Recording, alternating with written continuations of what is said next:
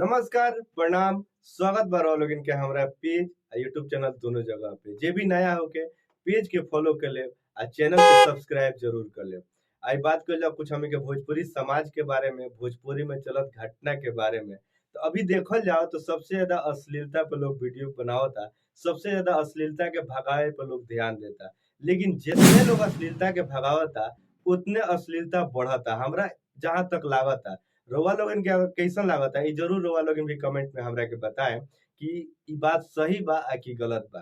अभी हम देखनी है कि एगो गाना गौले बा लइका, कोनो होली पे गाना गौले बा। हम कोनो भी गाना के अपना वीडियो में ना लगावनी आ ना ही हम केहू के सपोर्ट करेनी। लेकिन इतना जरूर कहेम कि जे भी ये चीज के सपोर्ट चाह के नइखे चाहत सपोर्ट करे का वो लोग सपोर्ट करता, उ लोग तनी सुख सतर्क हो जाओ तो अच्छा रही। ये अपने आप के मीडिया कहता उनका लोग के बारे में। अभी कुछ दिन पहले एगो देखनी है कि एगो लड़का गाना गौले बा, ओकरा के लोग इंटरव्यू लेता जाके ओकरा से पूछता तू काहे ई गाना गौला। ई लोग के देखनी है कि व्यू इनका लोग के जितना लोग देखले बा 1 मिलियन से ज्यादा लोग इनका लोग के वीडियो ओ लड़का के देखले बा।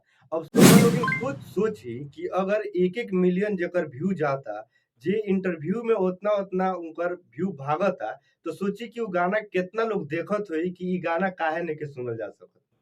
इहे कारण भइल रहला पठान में कि बहुत लोग बहिष्कार कइले सा, आज उ 1000 करोड़ पार कर गइल बा। उहे चीज होता है भोजपुरी में हमनी के। इ लोग जाके ओकनी के इंटरव्यू लेता लो अपना फायदा खातिर, आपन व्यू बढ़ावे खातिर, आपन पैसा कमाए खातिर, लेकिन फायदा ओकरो होता। ओकरो गाना लोग जाके बहुत लोग देखता, जौन कि 70-70 लाख लोग अगर देखल जाए तो एगो गाना के लोग देखता। वो गाना के इतना चला देता लोग यूट्यूब पे कि वो गाना से पैसा आवे लगता। आ जब पैसा आवे लगता तो लइका औरी बढ़ चढ़ के वही टाइप के गाना गावत तारे सन। तो सबसे पहला बात ई बा कि जितना ई लोग मीडिया वाला लोग बा, ऐसन लोग के इंटरव्यू लेबे मत करलो, अपना चैनल पे डलबे मत करलो, ताकि ये आदमी के औरी लोग जाने। अगर तू लोग ना डलबलो तो हमरा लगता है कि केहू ना जानी ये आदमी के बारे में के गाना गौले बा, कैसन गाना भाई, तो शायद उनका लोग गाना हिट ना हो गए, चाहे वो गाना चले ना।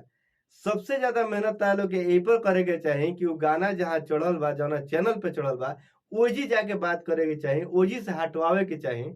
आ जौन खर्चा हो गया वो लड़का अगर गरीब बा तो ओकरा दे के हटा देवे के चाहिए। हमरा जहाँ तक लागत ई करे के चाहिए। ई ना करे के चाहिए कि ओकर औरी प्रचार करके तू लोग एकरा से अच्छा बा कि तू लोग इंटरव्यू मत ललो आ ऐसन लइकन के नाम मत आगे करलो जेकरा केहू जानत ना होके। आ जौना चीज से अश्लीलता ना फैले, हमरा जहाँ तक माने के बा इहे बात होके के चाहिए आ यही तय करे के चाहिए। लेकिन तू लोग तो अपना व्यू खातिर, अपना पैसा कमाए खातिर तू लोग जाके वो अश्लील लइका के अश्लील गाना के तू लोग और ही सुपर हिट बना देता रह लोग। तो रउआ लोगन के का विचार बा, जे भी हमरा के सुनत होई, जे भी देखत होगी, आपन विचार जरूर रउआ लोगन हमरा के बताई। चैनल के आ पेज के दोनों जगह जाके एक जगह फॉलो कर ली आ एक जगह सब्सक्राइब जरूर कर ली।